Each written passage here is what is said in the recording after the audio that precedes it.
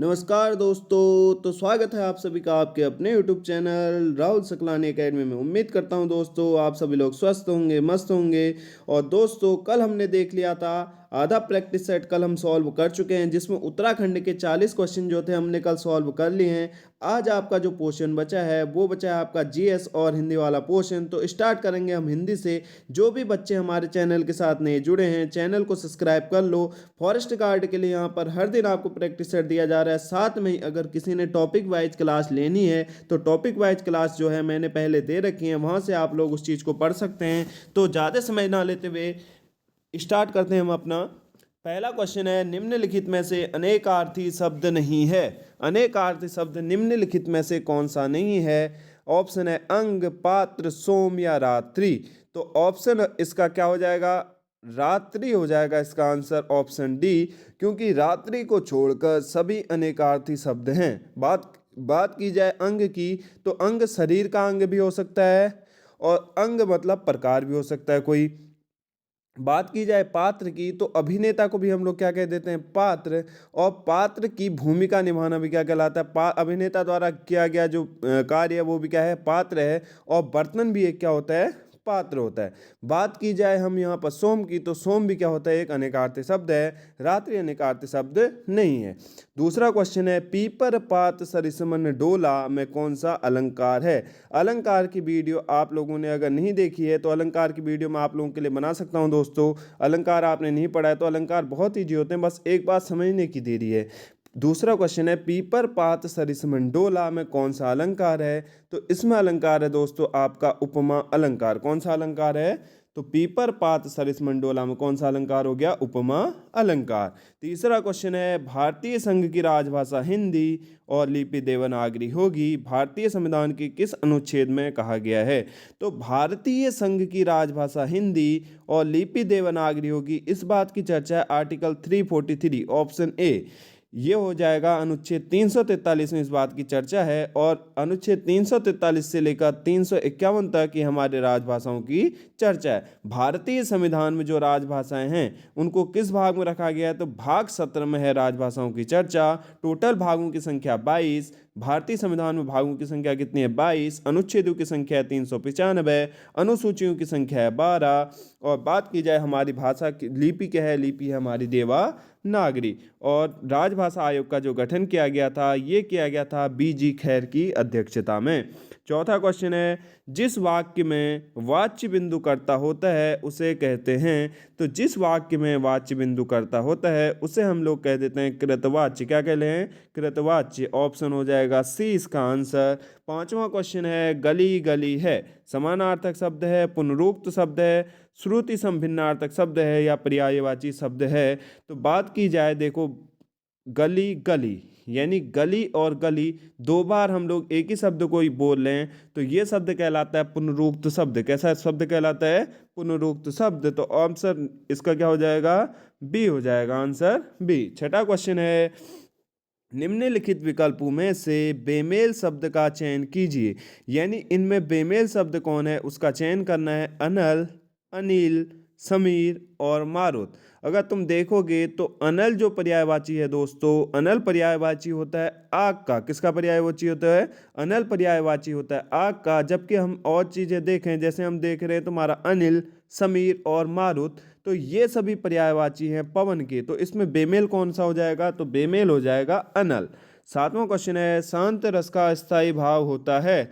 तो शांत रस का स्थायी भाव होता है, बहुत बार क्वेश्चन पूछा गया बच्चों, शांत भाव का स्थायी रस होता है निर्वेद, ऑप्शन डी।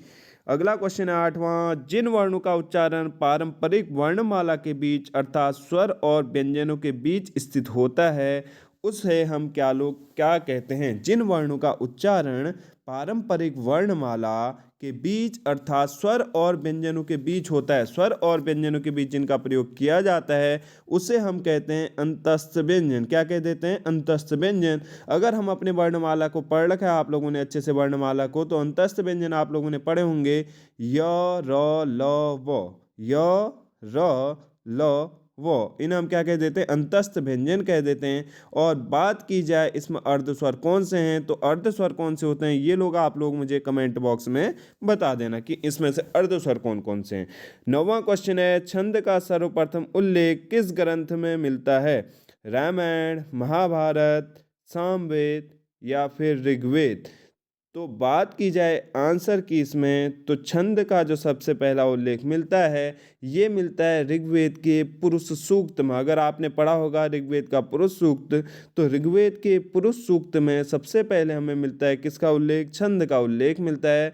बात की जाए अगला क्वेश्चन, 10वां क्वेश्चन, पुनर्जन्म के लिए सही संधि विच्छेद है पुनः धन जन्म, पुनर्धन जन्म, पुनः धन आजन्म या पुराना धन जन्म? बात की जाए अगर पुनर्जन्म की, तो पुनर्जन्म का जो सही संधि विच्छेद हो जाएगा दोस्तों वो हो जाएगा ऑप्शन ए पुनः धन जन्म। और इसमें अगर बात की जाए संधि की, तो देखो दो विसर्ग लगा हुआ है इसमें, तो पुनर्जन्म में कौन सी संधि हो जाएगी? विसर्ग संधि। और संधि कितने प्रकार की होती है? 3 प्रकार की, स्वर संधि, व्यंजन संधि और विसर्ग संधि। अगर स्वर संधि आपने पढ़ी होगी तो स्वर संधि कितने प्रकार की होती है कमेंट बॉक्स पे आप लोग बता देना। 11वां क्वेश्चन है, किस शब्द में तत्पुरुष समास नहीं है? क्वेश्चन अच्छे से पढ़ लेना, किस शब्द में तत्पुरुष समास नहीं है? जब एग्जाम पेपर देने जाओगे तो बच्चों वहाँ यहाँ पर कन्फ्यूजन बहुत होता है, नहीं है, हाँ है, पढ़ते ही नहीं है, देखते हैं कि तत्पुरुष समास, हाँ कौन सा है तत्पुरुष समास, आंसर मार देते हैं, उसके बाद पता लगता है इसने तो पूछ रखा है नहीं है। तो ऐसी गलती आप लोग मत करना, वहाँ क्वेश्चन को अच्छे तरीके से पढ़ना, उसके बाद ही सॉल्व करना, ठीक है। 11वां क्वेश्चन है, किस शब्द में तत्पुरुष समास नहीं है? मदांध, जेब खर्च, दाल रोटी या विद्यालय? अगर बात करोगे तो इसमें जो तुम्हारा दाल रोटी है, दाल और रोटी, देखो वहाँ पर लग रखा है योजक चिन्ह, यानी कौन सा समास हो जाएगा? ये द्वंद्व समास। कौन सा समास हो जाएगा? द्वंद्व समास हो जाएगा। और सभी क्या होंगे? तत्पुरुष समास। मदांध तत्पुरुष समास, जेब खर्च तत्पुरुष समास, विद्यालय तत्पुरुष समास। और दाल और रोटी में कौन सा समास है? द्वंद्व समास है, ठीक है। अगला 12वां क्वेश्चन है, बादर राग कविता कितने खंडों में प्रकाशित है? पहला क्वेश्चन तो पता होना चाहिए कि बादर राग कविता है किसकी। तो बादर राग कविता के जो लेखक हैं वो हैं हमारे सूर्यकांत त्रिपाठी निराला जी। बादर राग किसकी कविता है? तो बादर राग कविता है सूर्यकांत त्रिपाठी निराला जी की। और ये कितने खंडों में प्रकाशित हुई है? तो ये हुई है 6 खंडों में प्रकाशित। 13वां क्वेश्चन है, जिस स्वर के उच्चारण में मुख विवरण पूरी तरीके से खुलता है उसे क्या कहते हैं? जहाँ पर हमारा बोलने में मुख पूरी तरीके से खुलता है उसे हम लोग क्या कहते हैं? और क्वेश्चन ये पूछा गया है तो उसे हम लोग कहते हैं समृद्ध स्वर। का ऑप्शन ए हो जाएगा इसका आंसर। कौन सा? समृद्ध स्वर। और जिसमें मुख पूरी तरीके से लगभग बंद होता है उसे कहते हैं विवृत स्वर, ठीक है। 13 क्वेश्चन हो चुके हैं। अगला देखते हैं हम लोग 14वां क्वेश्चन, निम्नलिखित में से समिस का विपरीतार्थक शब्द है। तो समिस का विपरीतार्थक शब्द कौन सा हो जाएगा? समिस का विपरीतार्थक शब्द ऑप्शन है अमिस, नामिस, अनामिस या निरामिस। तो समिस का जो विपरीतार्थक शब्द हो जाएगा वो हो जाएगा ऑप्शन डी, निरामिस। अगला क्वेश्चन है 15वां, आदिकाल को सिद्ध सामंत काल किस विद्वान लेखक ने कहा है? आदिकाल को सिद्ध सामंत काल किस विद्वान लेखक के द्वारा कहा गया है?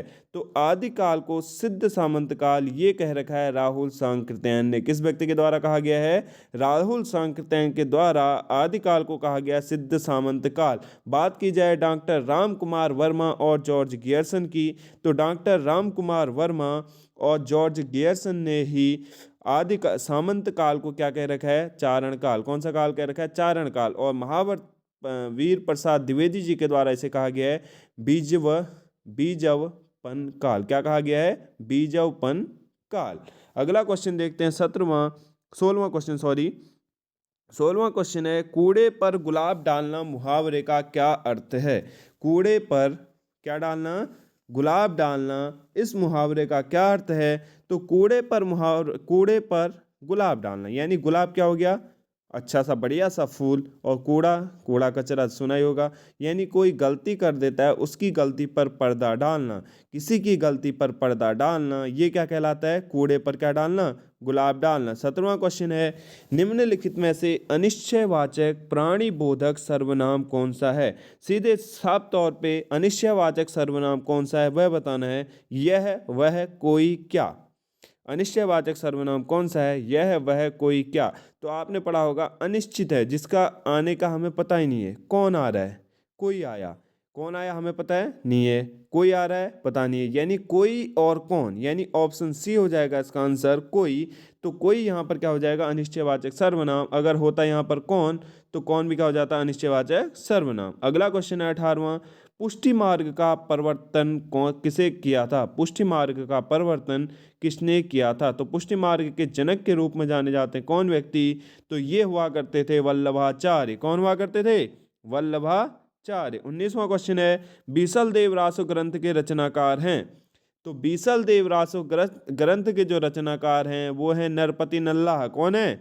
नरपति नल्लाह, यानी ऑप्शन कौन सा? बी, नरपति नल्लाह हैं बीसल देव रासो ग्रंथ के रचनाकार। अगला है 20वां क्वेश्चन, अंतिम क्वेश्चन हिंदी का। 20वां क्वेश्चन है, निम्नलिखित में से कौन सा शब्द तद्भव है? तद्भव शब्द वो शब्द होते हैं जो हिंदी के शब्द हैं। बात की जाए तत्सम की, तो संस्कृत के शब्द क्या कहलाते हैं? तो वो कहलाते हैं तत्सम शब्द। बात की जाए तद्भव की, तो इसमें से कौन सा है बताना है? नवमी, पूर्णमासी, दसवीं या प्रतिपदा। तो कौन सा शब्द हो जाएगा जो हमारा क्या है? तद्भव है। तो तद्भव शब्द कौन सा हो जाएगा? तो तद्भव शब्द हो जाएगा पूर्णमासी। क्या हो जाएगा? पूर्णमासी। जबकि नवमी, दसवीं और प्रतिपदा ये सभी शब्द कैसे शब्द हैं? तो ये सभी शब्द हैं हमारे कैसे? तत्सम शब्द। दोस्तों बताना कि आपके 20 में से हिंदी में कितने नंबर आ रहे हैं। साथ में हमारे चैनल के साथ जुड़े रहना। अब इससे आगे हम पढ़ते हैं कौन सा? जीएस वाला पोर्शन। जीएस वाले पोर्शन में भी आपको एक्स्ट्रा फैक्ट मिलेंगे, उन्हें नोट करते जाना। ये वो क्वेश्चन है बच्चों जो बार बार एग्जामिनर के द्वारा पूछे गए हैं। तो अपनी तैयारी को बेहतर करने के लिए अब समय कम बचा है, अब एक्स्ट्रा चीज़ें पढ़ोगे कोई फ़ायदा नहीं है। तो यहाँ पर प्रैक्टिस करते जाओ, साथ साथ में जो एक्स्ट्रा फैक्ट मिल रहे हैं उन्हें भी आप लोग रटते जाना, ठीक है। अब देखते हैं हम अपना क्या जीएस वाला पोर्शन। 60 तक क्वेश्चन करा चुका था मैं, उत्तरकाशी का पौराणिक नाम बता चुका था। 61वां क्वेश्चन, जिसने वो वीडियो नहीं देख रखी है पिछली वीडियो, वो देख लेना। वहाँ पर बहुत सारे, कम से कम 40 क्वेश्चनों में से हमने 500 क्वेश्चन निकाल रखे हैं, तो वो नोट करते हुए चलना, ठीक है। आज भी यहाँ पर बहुत सारे निकलेंगे। क्वेश्चन है 61वां, सर्वप्रथम खनिज तेल का कुआं कब और कहाँ खोला गया था? सबसे पहले खनिज तेल का कुआं कब और कहाँ खोदा गया था, ये बताइए। ऑप्शन है 1889 भारत, 1879 सऊदी अरब, 1859 अमेरिका, 1907 वेनेजुएला। तो सबसे पहले तेल का कुआं खोदा गया था दोस्तों, ये खोदा गया था अमेरिका में 1859 में। कब खोदा गया था? तो ये खोदा गया था 1859 में, और 1859 में ये खोदा गया था अमेरिका में। कहाँ खोदा गया था? अमेरिका में खोदा गया था, ठीक है। अगला क्वेश्चन है 62वां क्वेश्चन। 62वां क्वेश्चन कहता है हमारा, गंगा नदी, गंगा की निम्नलिखित सहायक नदियों में से कौन सी उत्तरमुखी है? गंगा की सहायक नदियों में से कौन सी नदी उत्तरमुखी है? गंडक, रामगंगा, घाघरा, सोन। आपने गंगा नदी तंत्र पढ़ा होगा। गंगा नदी निकलती है कहाँ से? गंगोत्री ग्लेशियर उत्तरकाशी से, और जाकर के गिरती है कौन सी खाड़ी में? बंगाल की खाड़ी में। याद रखना चीज़ें, ये पश्चिम 3 देशों से होकर बहती है हमारी गंगा नदी भी। कौन सी? 2 देशों में, एक हो गया हमारा भारत और दूसरा कहाँ जाती है? बांग्लादेश में जाती है, ठीक है। और ब्रह्मपुत्र और बात की जाए सिंधु नदी की, तो ये 3 देशों से होकर के जाती है। तो कौन सी नदी है जो गंगा की उत्तरमुखी नदी है? तो कौन सी नदी हो जाएगी? सोन नदी है, जो कि गंगा की उत्तरमुखी नदी है। यह नदी का जो उद्गम है, सोन नदी का जो उद्गम है, ये होता है अमरकंटक पहाड़ी से, और यह पटना के समीप आरा में गंगा नदी में क्या होती है? मिल जाती है। सोन नदी निकल रही है अमरकंटक पहाड़ी से, और कैसी नदी है ये गंगा की? तो गंगा की उत्तरमुखी सहायक नदी है, और ये गंगा के कहाँ पर मिलती है गंगा में? तो आरा के पास गंगा नदी में आकर के मिल जाती है। अगला क्वेश्चन है 63वां, भारत में मूल्य संवर्धित कर वैट को लागू किया गया था। तो वैट को दोस्तों ये लागू किया गया था कब? 1 अप्रैल 2005 को। कब लागू किया गया था? 1 अप्रैल 2005 को। लेकिन जब से हमारा जीएसटी लागू किया गया, वैट को क्या कर दिया गया? बंद कर दिया गया है। वर्तमान समय में क्या लागू किया गया है? तो जीएसटी बिल को लागू किया गया है। अगर किसी ने संविधान संशोधन की वीडियो नहीं देख रखी है तो बच्चों वहाँ देख लेना, वहाँ से तो क्वेश्चन आपके बनेंगे ही बनेंगे। 110% वहाँ से क्वेश्चन आता है, और बहुत ही अच्छी तरीके से मैंने हर चीज़ वहाँ पर आपको समझा रखी है। तो 2 वीडियो हैं, उसकी दोनों वीडियो को वहाँ पर देख लेना। 105 संविधान संशोधन टोटल मैंने वहाँ पर बता रखे जो इंपॉर्टेंट हैं। 64वां क्वेश्चन है, चार मीनार का निर्माण किसने करवाया था? कुली कुतुब शाह, बाबर, अकबर या शाहजहां। तो बात की जाए चार मीनार की, तो चार मीनार का निर्माण करा रखा था दोस्तों गोलकुंडा के राजा कुली कुतुब शाह के द्वारा। किसके द्वारा किया गया था? गोलकुंडा के राजा हुआ करते थे कुली कुतुब शाह, उनके द्वारा बनाया गया था चार मीनार को। और चार मीनार वर्तमान समय में कहाँ स्थित है? ये स्थित है हैदराबाद में। कहाँ स्थित है? हैदराबाद में स्थित है। अगला क्वेश्चन है 65वां, मिर्च कटिकम के लेखक कौन थे? मिर्च कटिकम के लेखक कौन थे? ऑप्शन है शूद्रक, कालिदास, भास या पाणिनि। तो मिर्च कटिकम के जो लेखक थे दोस्तों वो हुआ करते थे शूद्रक। कौन हुआ करते थे? शूद्रक। और इन्होंने मिर्च कटिकम नामक ग्रंथ में नायक, चारुदत्त, नायिका, वसंत सेना के अतिरिक्त राजा, ब्राह्मण, जुआरी, व्यापारी, वैश्या, चोर, धूर्त, दास, इन सभी का वर्णन एक साथ कर रखा है। ठीक है, याद रख लेना, ये चीजें बहुत इंपॉर्टेंट फैक्ट होते हैं बच्चों ये। अगला है 66 क्वेश्चन, कौन सा विटामिन डी में पाया जाता है? एस्कॉर्बिक अम्ल, कैल्सीफेरॉल, फोलिक अम्ल या इनमें से कोई नहीं। बहुत इंपॉर्टेंट फैक्ट है, यहाँ पर ये रासायनिक नाम दे रखा है विटामिन डी का। अगर विटामिन के रासायनिक नाम पढ़े होंगे तो आराम से बता सकते हो। विटामिन डी का जो रासायनिक नाम होता है दोस्तों वो होता है कैल्सीफेरॉल। क्या होता है? कैल्सीफेरॉल। तो विटामिन डी में क्या पाया जाएगा? कैल्सीफेरॉल। अगर मैं कहूँ मछली की, तो मछली से हमें मिलता है विटामिन डी। सूर्य के प्रकाश से हमें क्या मिलता है? Vitamin D. और विटामिन डी की कमी से कौन सा रोग होता है? तो ये होता है रिकेट्स रोग। कौन सा रोग हो जाता है विटामिन डी की कमी से? तो विटामिन डी की कमी से हो जाता है रिकेट्स रोग। अगर मैं बात करूं विटामिन ए के रासायनिक नाम की, साइंटिफिक नेम की, तो विटामिन ए का जो साइंटिफिक नेम होता है दोस्तों वो होता है हमारा रेटिनॉल। क्या होता है विटामिन ए का रासायनिक नाम? रेटिनॉल। और विटामिन ए की कमी से होता है रतौंधी रोग। और बात की जाए विटामिन बी की, तो विटामिन बी का साइंटिफिक नेम होता है थायमीन। और विटामिन बी की कमी से होता है बेरी बेरी रोग। बेरी बेरी रोग। बेरी बेरी रोग किसकी कमी से? विटामिन बी की कमी से।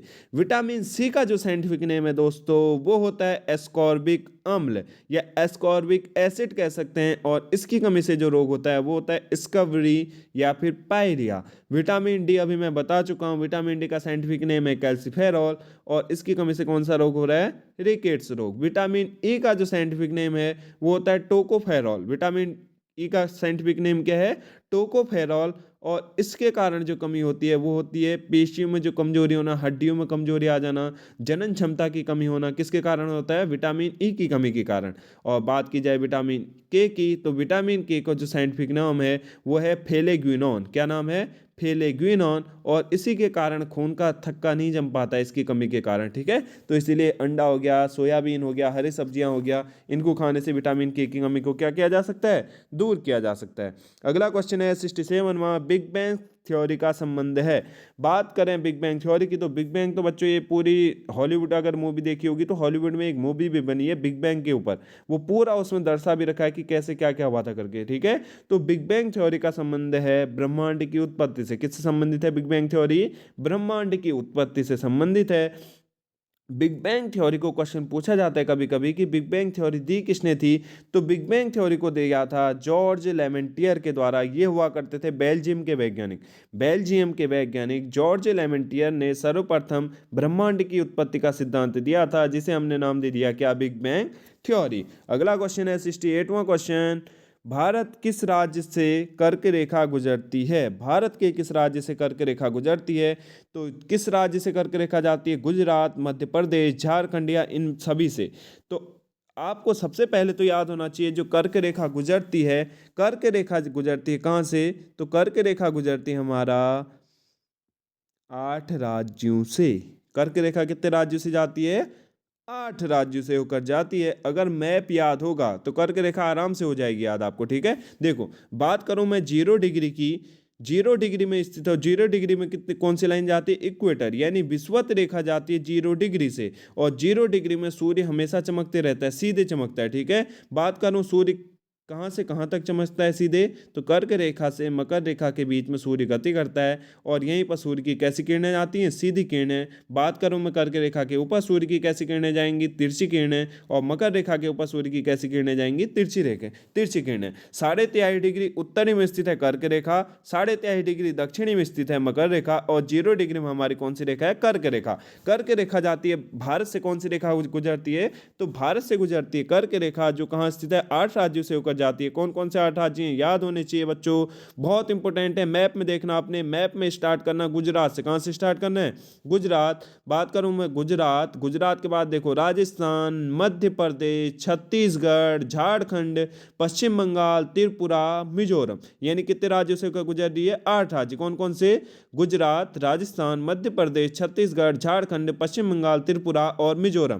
क्वेश्चन आता है कर्क रेखा के निकट स्थित राजधानी कौन सी है। तो कर्क रेखा के सबसे निकट स्थित जो राजधानी है वो है मध्य प्रदेश की, ये तुम्हारा झारखंड की राजधानी रांची। झारखंड की राजधानी रांची है किसके निकट, कर्क रेखा के सबसे निकट। और दूसरा सबसे निकट कौन सी है, मिजोरम की राजधानी आइजोल। तीसरे सबसे निकट कौन सी है, मध्य प्रदेश की राजधानी भोपाल। ठीक है, याद रखना। और चौथे में कौन सा हो जाएगा, गुजरात की राजधानी गांधीनगर। 69वां क्वेश्चन है, विश्व व्यापार संगठन निम्नलिखित में से किस संगठन का उत्तराधिकारी है। General agreement on trade and traffic, general arrangement of trade and tariff, विश्व स्वास्थ्य संगठन या संयुक्त राष्ट्र संघ विकास कार्यक्रम। बात की जाए 69वें क्वेश्चन की, तो जो हमारा विश्व व्यापार संगठन है इसकी स्थापना की थी, सबसे पहले तो ये याद रख लो कि विश्व व्यापार संगठन की जो स्थापना की थी ये हुई थी general agreement on trade and tariff के स्थान पर। किसके स्थान पर, किसके स्थान पर हुई थी, general agreement on trade and tariff के स्थान पर, ऑप्शन ए। और कब हुई थी ये डब्ल्यूटीओ की स्थापना, तो ये हुई थी 31 दिसंबर वर्ष 1994 में। कब हुई है, 31 दिसंबर 1994 को। डब्ल्यूटीओ का मुख्यालय है कहाँ पर, जिनेवा स्विट्जरलैंड में। और साथ में ही वर्ल्ड हेल्थ ऑर्गेनाइजेशन WHO, इसका मुख्यालय भी कहाँ स्थित है, जिनेवा स्विट्जरलैंड में। 70वां क्वेश्चन है, विश्व उपभोक्ता दिवस कब बनाया जाता है। तो दोस्तों विश्व उपभोक्ता दिवस बनाया जाता है 15 मार्च को। कब बनाया जाता है, 15 मार्च को बनाया जाता है विश्व उपभोक्ता दिवस। यानी आज तुम कौन सा दिवस मना रहे हो, तो आज जो डे है 15 मार्च है, तो आज के दिन ही बनाया जाता है विश्व उपभोक्ता दिवस। और विश्व उपभोक्ता दिवस बनाया जाता है 15 मार्च को। साथ ही 21 मार्च को मनाया जाता है विश्व वानिकी दिवस। आपका फॉरेस्ट्री गार्ड का एग्जाम है तो याद रख लेना, विश्व वानिकी दिवस कब बनाया जाता है, तो 21 मार्च को बनाया जाता है विश्व वानिकी दिवस।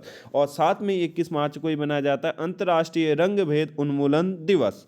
अगला क्वेश्चन है, नर्मदा नदी का उद्गम कहाँ से होता है। देखो अभी मैंने बताया था सोन नदी कहाँ से निकल ली थी, अमरकंटक से। तो अमरकंटक की पहाड़ी से मुख्यतः 3 नदियां निकलती हैं। एक निकलती है तुम्हारी नर्मदा, एक निकलती है सोन और एक निकलती है Mahanadi.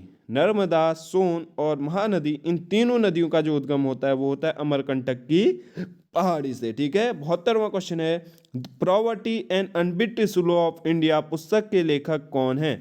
Poverty and unbritish rule of India पुस्तक के जो लेखक हैं दोस्तों वो हैं Dadabhai Nehru. The poverty and unbritish rule of India पुस्तक के लेखक कौन हैं, दादा भाई नेहरू हैं। इस पुस्तक में इन्होंने धन बहिर्गमन के सिद्धांत को बता रखा है कि कैसे हमारा धन यहाँ से इंग्लैंड में जा रहा है और इंग्लैंड से वापस कहाँ आ रहा है, इंडिया में आ रहा है, और उसे कैसे यूज किया जा रहा है अंग्रेजों के द्वारा, वो चीज़ें बताई हैं दादा भाई नेहरू ने।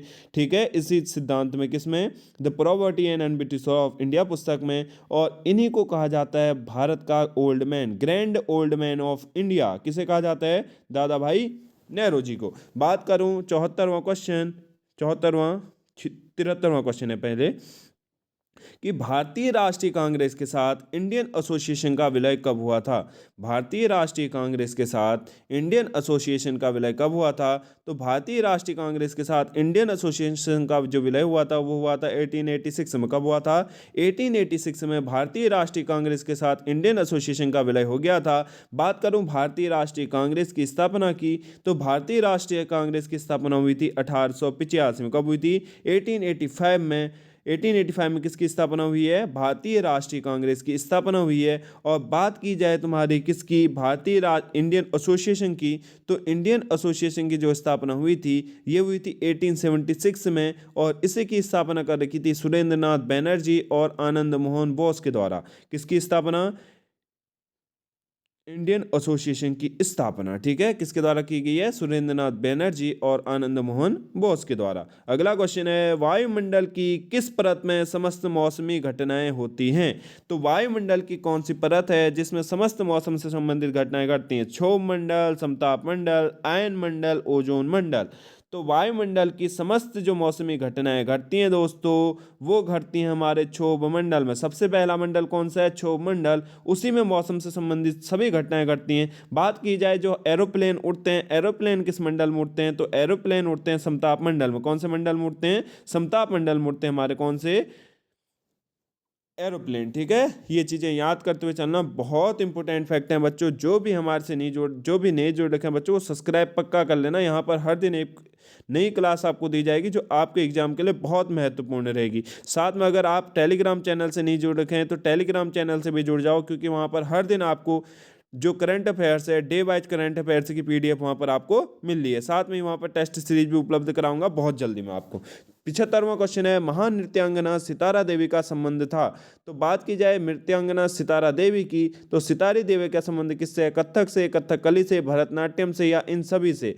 बात करें किसकी? नृत्यांगना सितारा देवी की, तो इनका संबंध हुआ करता था कथक से। किससे संबंधित है? कथक से संबंधित है। बात की जाए कथक की, तो कथक उत्तर भारत में प्रचलित शास्त्रीय नृत्य है। कथक के प्रसंगों में ध्रुपद और ठुमरी गजलें आदि शामिल होती हैं। ठीक है, और कथकली कहाँ का है? तो कथकली हो जाएगा केरल का। ठीक है, और उत्तर भारत में कथक हो गया यूपी वाले पोर्शन में। भरतनाट्यम, भरतनाट्यम का गान करना, पूरी आदि कत्थर उत्तर। भरतनाट्यम कहाँ का हो जाएगा? आंध्र प्रदेश वाले पोर्शन का। ठीक है, अगला क्वेश्चन है 76वां क्वेश्चन। देखो, अगर बात करूँ भरतनाट्यम, भरतनाडु यानी भरतनाट्यम हो जाएगा तमिलनाडु का। कहाँ का हो जाएगा? भरतनाडु का गान करना, यक्षगान का गान करना, पूरी आदि यानी कुचिपुड़ी जो है वो हो जाएगा आंध्र प्रदेश का। कुचिपुड़ी कहाँ का है? आंध्र प्रदेश का। ठीक है, और कथक कहाँ का हो जाएगा? कथक हो जाएगा उत्तर प्रदेश का। बात की जाए कथकली की, तो ये होता है केरल वाले क्षेत्र में। 76वां क्वेश्चन है, पौधे के किस भाग में कहवा प्राप्त होता है? कहवा मतलब हो गया दोस्तों कॉफी।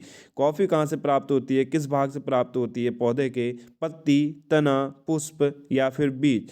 तो जो हमें कॉफ़ी प्राप्त होती है दोस्तों, कॉफ़ी प्राप्त होती है पौधे के बीज से। किससे प्राप्त होती है? पौधे के बीज से प्राप्त होती है। अगर बात की जाए कॉफ़ी की, तो कॉफ़ी मूल रूप से अबिसीनिया मूल का पौधा होता है। किस मूल का पौधा है कॉफ़ी? तो कॉफ़ी जो मूल का पौधा है वो है अबिसीनिया मूल का पौधा होता है, जिसकी कृषि एवं व्यापार पहली बार अरब प्रायद्वीप में की गई और वहाँ से ब्राज़ील इसे लाया गया था। साथ में कहवे के पौधे के लिए उष्णकटिबंधीय और आर्द्र जलवायु की अच्छी मानी जाती है। कहवे की दो प्रमुख किस्में होती हैं, जिसमें एक किस्म होती है, देखो क्वेश्चन पूछा जाएगा यह मुख्यतः किस्म किसकी किस्म है, वहां पर दे देगा कॉफी की किस्म और बोलेगा ये किसकी किस्म है बताओ। तो कॉफी की किस्म होती है अरोबिका और रोबस्टा। कॉफी की किस्म कौन सी है? अरोबिका और रोबस्टा, ये होती है कॉफी की किस्म। और कॉफी सर्वाधिक कॉफी का जो उत्पादन होता है वो होता है ब्राजील में। कहाँ होता है? ब्राजील में। ठीक है, याद रख लेना। अगला क्वेश्चन है, भारत में जमींदारी व्यवस्था को लागू किया था Lord Cornwallis, Lord Irwin, Lord Curzon या लॉर्ड डलहौजी? तो भारत में जमींदारी व्यवस्था को जो लागू किया था वो कर रखा है लॉर्ड कॉर्नवालिस के द्वारा। किसके द्वारा लागू किया गया है? लॉर्ड कॉर्नवालिस के द्वारा। भारत में स्थायी भूमि बंदोबस्त 1893, याद रख लेना, अभी क्वेश्चन पूछा गया था। भारत में स्थायी भूमि बंदोबस्त को लागू कर रखा था 1793 में स्थायी भूमि बंदोबस्त को लागू कर रखा था। किसके द्वारा? तो ये किया गया था लॉर्ड कॉर्नवालिस के द्वारा। किसके द्वारा लागू किया गया? लॉर्ड कॉर्नवालिस के द्वारा लागू किया गया था। और स्थायी भूमि बंदोबस्त में था क्या कि 10 वर्ष के लिए भूमि क्या दी जाती थी? पट्टे पर दी जाती थी। और इसमें से स्थायी भूमि बंदोबस्त मतलब हो गया 10 साल के लिए दे दिया, और इसके अंतर्गत 10/11 भाग जो होता था फसल का वो कंपनी को, तथा 1/11 भाग सेवकों के लिए आसपास में बांट दिया जाता था। और साथ में लॉर्ड कॉर्नवालिस की बात की जाए तो जो हमारा पटवारी पद है, पुलिस का पद है, जो ये तुम्हारे आईएएस ऑफिसर हैं, इन सभी के पद का जो सर्जन किया था ये भी किसके द्वारा किया गया था? लॉर्ड कॉर्नवालिस के द्वारा। कैबिनेट मिशन की अध्यक्षता किसने की थी? 78वां क्वेश्चन है, Lord Mountbatten, sir Pethick Lawrence, AV Alexander या क्लेमेंट एटली? बात की जाए कैबिनेट मिशन की, तो कैबिनेट मिशन का गठन किया गया था वर्ष 1946 में। और कैबिनेट मिशन की जो अध्यक्षता की थी ये की थी सर पैथिक लॉरेंस के द्वारा। किसके द्वारा की गई थी? सर पैथिक लॉरेंस के द्वारा कैबिनेट मिशन की अध्यक्षता की गई थी। कैबिनेट मिशन का गठन हुआ था वर्ष 1946 में। और कैबिनेट मिशन में सर पैथिक्लोरिन के साथ दो और व्यक्ति हुआ करते थे। कौन व्यक्ति थे? एक हुआ करते थे हमारे कौन व्यक्ति? एवी अलेक्जेंडर, और एक हुआ करते थे स्टैफोर्ड क्रिप्स। दो व्यक्ति कौन थे? एक हुआ करते थे स्टैफोर्ड क्रिप्स, एक हुआ करते थे एवी अलेक्जेंडर, और तीसरे अध्यक्ष कौन थे? Sir Pethick Lawrence. और ये आया कब था? वर्ष 1946 में। और इस टाइम पे ब्रिटेन में जो सरकार हुआ करती थी, ब्रिटेन में सरकार हुआ करती थी क्लीमेंट एटली की, ठीक है, क्लीमेंट एटली की सरकार हुआ करती थी। उसी टाइम पे कैबिनेट मिशन आया था और भारतीय संविधान का जो गठन किया गया वो किया गया था कैबिनेट मिशन योजना के आधार पर। 79वां क्वेश्चन है, भारत में पहली बार राष्ट्रीय जनसंख्या नीति को कब तैयार किया गया था? तो भारत में पहली बार राष्ट्रीय जनसंख्या नीति को तैयार किया गया था वर्ष 1976 में। कब किया गया? 1976 में पहली बार जनसंख्या नीति को तैयार किया गया, जिसके बाद 1978 में जनता पार्टी सरकार ने संशोधित जनसंख्या नीति घोषित की थी। 1976 में गठन हो चुका है, लेकिन इसके बाद 1978 में फिर से जनता पार्टी की सरकार थी। उस टाइम पे जनता पार्टी सरकार ने संशोधित जनसंख्या नीति घोषित की और नई जनसंख्या नीति 2000 में बनी, जिसके अंतर्गत राष्ट्रीय जनसंख्या आयोग का गठन किया गया था, ठीक है। तो भारत में पहली बार राष्ट्रीय जनसंख्या नीति कब आई है? अप्रैल 1976 में। और वर्तमान में जो जनसंख्या आयोग का गठन किया गया था वो कब किया गया था? राष्ट्रीय जनसंख्या आयोग का वो किया गया था वर्ष 2000 में, और संशोधित जनसंख्या नीति को लागू किया गया था 1978 में। 80वां क्वेश्चन है, एजेंडा 21 संबंधित है। तो एजेंडा 21 किससे संबंधित है? मानवाधिकार, आणविक अपसार, महिला विकास या पर्यावरण। तो एजेंडा 21 का जो संबंध है दोस्तों, वो ये क्वेश्चन ये तुम्हारा बन सकता है फॉरेस्ट गार्ड के एग्जाम में कि एजेंडा 21 किससे संबंधित है। तो एजेंडा 21 का जो संबंध है वो है हमारे पर्यावरण से। किससे संबंधित है एजेंडा 21? तो एजेंडा 21 का संबंध है हमारे किससे? पर्यावरण के क्षेत्र से। अगला क्वेश्चन है, ये तुम्हारा ये वाला पोर्शन जो है तुम्हारा ये है रीजनिंग वाला पोर्शन। तो रीजनिंग वाला पोर्शन यहाँ पर हो नहीं पाएगा। रीजनिंग वाला पोर्शन क्वेश्चन देख लेना तुम। अगर पीडीएफ चाहिए तो मुझे बता देना, मैं टेलीग्राम में आप लोगों को पीडीएफ दे दूंगा, वहाँ से आप लोग ये क्वेश्चन क्या होते हैं कर सकते हो, ठीक है। तो आज की वीडियो को दोस्तों हम यहीं पर समाप्त करते हैं।